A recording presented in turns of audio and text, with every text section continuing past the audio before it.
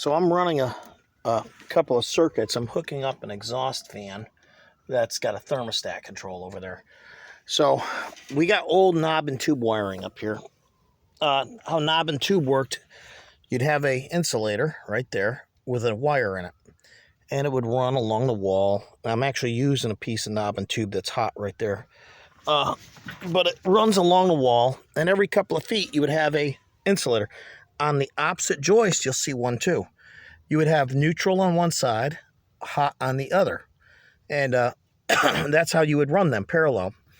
Nowadays, you get this modern wire, you'll have your neutral and your hot both in the same sheathing. But the old days, you'd have one neutral here, and then over there would be a hot. And then it would come through. You could see right there was an old fixture. Oops, sorry. You could see right there was an old fixture. But you'd have your hot on that side and your neutral on this side. And then you'd have a fixture right there with a glass insulator as well. This building's pretty old. So we're doing everything to standard. No one will ever see this, but because insulation hides it. But you see a lot of, I'm not criticizing handymen, but a lot of guys will come in, they'll do some shady stuff. I think I got the camera upside down.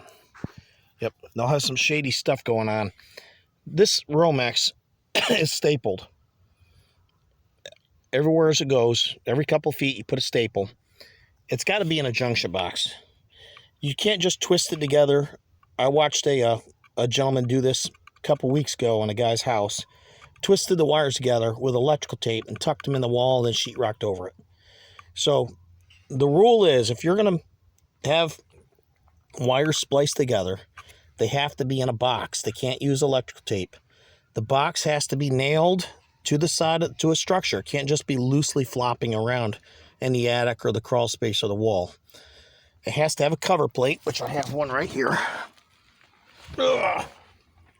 It has to have a cover plate, and it has to be accessible, which means you can't hang a kitchen cabinet over it. You can't sheetrock over it. You can't just tuck it up, and hide it out of the way. This is how you do it. This is the legal way. In a box, attached to the structure with a cover plate, not just electrical tape and tucked in a wall and hang cabinets. Yeah, it was a interesting situation. And I actually told the guy what he was doing was wrong, and he said his cousin Pedro was an electrician, and he showed him how to do it, and it was right. He insisted. So I was like, okay, buddy, this is your job. I can't, the homeowner hired him to do it. So, I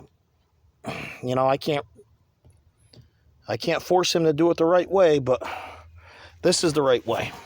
So staple your Romex every couple of feet. Always within 6 inches of that box, I'm going to have a staple. I'll have another staple down there, another one down there, and then I'm across here and here, so it's out of the way of the hatch when they come up here in the attic. Then it's going to run along this beam with a couple of staples. And then, once again, right before you get to the box, you put a staple. You want it real close to the box. And make sure your box is attached to the structure. That's important, and it has a cover plate. And electrical tape is not for electrical.